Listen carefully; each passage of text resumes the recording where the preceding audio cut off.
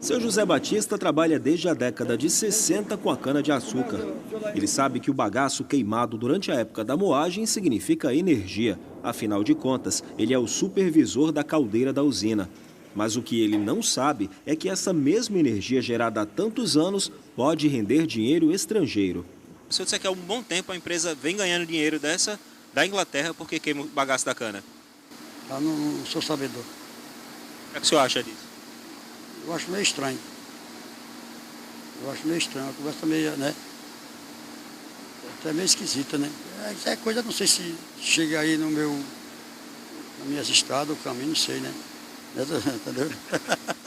Essa conversa esquisita se chama MDL, Mecanismo de Desenvolvimento Limpo. Eu estou sobre 80 mil toneladas de bagaço de cana a cerca de 18 metros de altura e isso representa menos de 10% do que a usina produz por safra. A queima desse bagaço gera energia suficiente para movimentar as turbinas, irrigar os canaviais e o que sobra ainda é vendido a companhias elétricas de Alagoas, Pernambuco e Minas Gerais.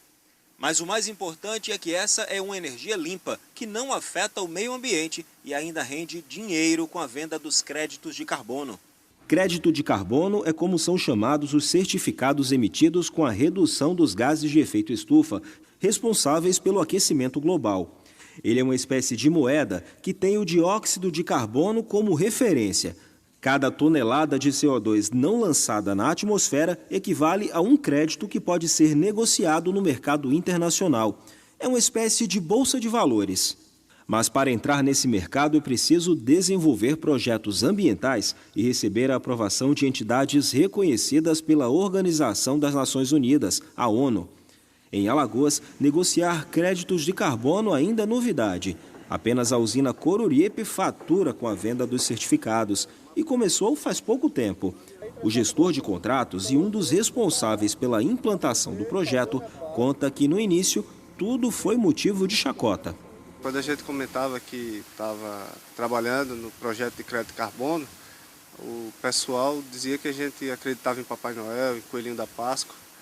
E a Coruripe foi em frente, né, teve persistência e conseguimos aí hoje ser a pioneira em Alagoas a obter crédito de carbono. O processo durou cerca de 1 ano e 8 meses desde a concepção até o registro na ONU. A empresa teve que chamar uma consultoria especializada. Hoje, possui um contrato de 7 anos, renovável por mais 7, e que vai render perto de 6 milhões de euros. O dinheiro com a venda dos créditos de carbono entra como extra. Ele é consequência do nosso processo, né? Então, toda essa questão da sustentabilidade social, de não poluir o meio ambiente, de ajudar no que for possível, né? Dentro, obviamente, da legislação, e aplicar a tecnologia no que há de melhor. Apesar do caso de pioneirismo, todas as usinas são autossuficientes em energia durante o período da safra. O excedente vendido contribui com a matriz energética do país. Cada megawatt de energia limpa colocada na rede faz com que as termoelétricas, que usam combustível fóssil, reduzam a produção na mesma quantidade.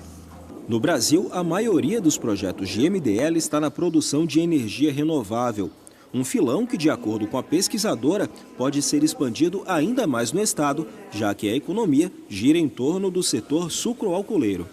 Outras possibilidades para redução de emissão de gases e com possibilidades de se entrar no mercado do MDL seria reflorestamento de algumas áreas das usinas, como as áreas próximas aos rios, as matas ciliares e também de encostas em que eles não estão utilizando para cana-de-açúcar. Substituição de óleo diesel, que é utilizado nos canaviais para irrigação, para movimentar as bombas de irrigação, pela energia gerada pelo bagaço.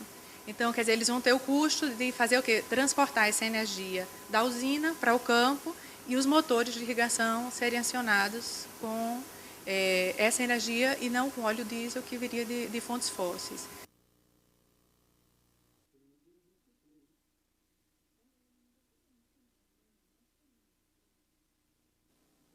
O Brasil ocupa o 3º lugar no mundo em projetos de MDL, perde apenas para a China e a Índia. Aqui o maior número deles são voltados para a energia renovável, depois vem a suinocultura e os aterros sanitários. Alagoas tem muito potencial, mas apenas um escritório de advocacia trabalha com o MDL no estado. Os projetos seguem uma série de etapas e podem demorar até 16 meses para serem aprovados pela ONU. O investimento também não é tão barato, mas o retorno é garantido. Em todos os casos, mesmo naquele projeto que o investimento seja um pouco maior, você vai compensar esse investimento com as emissões, porque geralmente um investimento maior vai gerar crédito de carbono também em maior número. Aprovou-se o projeto, o crédito vai ser gerado e não vai faltar comprador realmente para ele no mercado internacional. Para elaborar um projeto no MDL é preciso uma equipe multidisciplinar com profissionais como advogados, engenheiros químicos e biólogos. Por isso, o escritório fez parceria com uma empresa de Minas Gerais que já desenvolve ações na área. Não é um projeto complexo. Agora, você tem que ter qualificação para isso e ter viabilidade junto à ONU, porque isso junto à ONU, em órgãos federais. Então, é por isso que nós tivemos com parceria a Ambiente, que ela já tem vários projetos nesse sentido. Alguns projetos já estão em andamento no estado. Um bom exemplo é o futuro aterro sanitário de Maceió.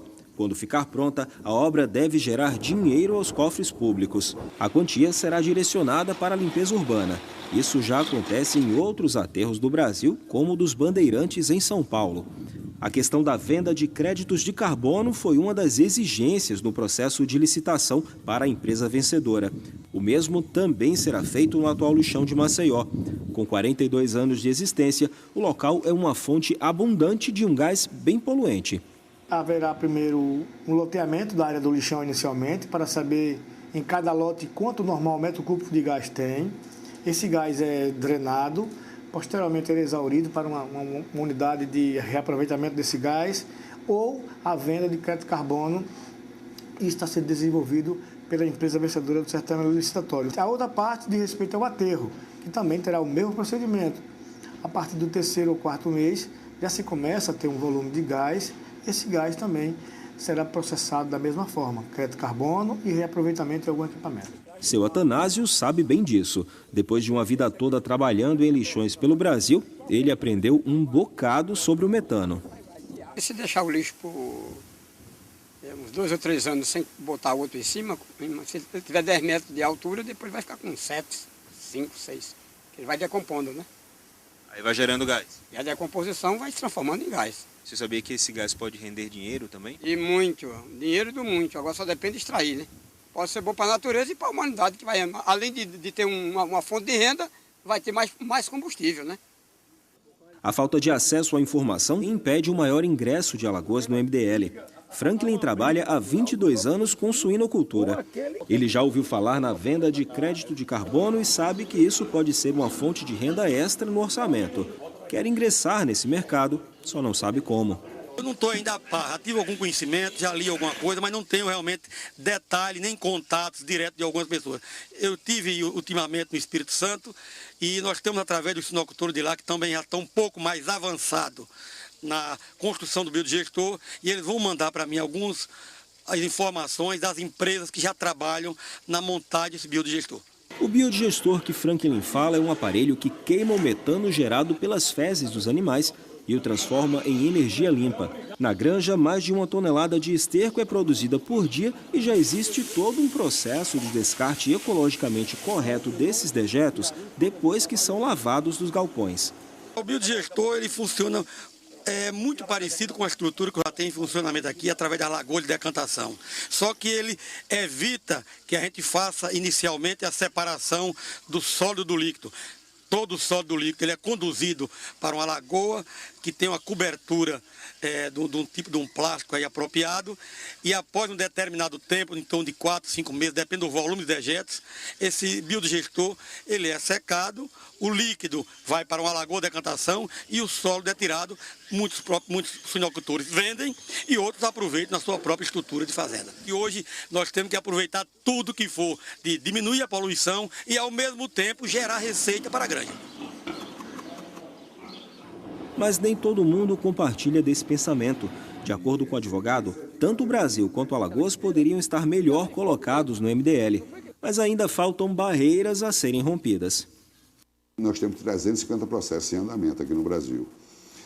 A perspectiva é que para o ano tínhamos 2.000, passe 2.000 processos. Então, a turma de Alagoas, eu estou achando que não está dando o devido valor a isso, porque quando for entrar depois, quanto mais tempo demorar, maior o número de projetos que estarão em andamento. Então, logicamente, um aumento no tempo em receber esses créditos.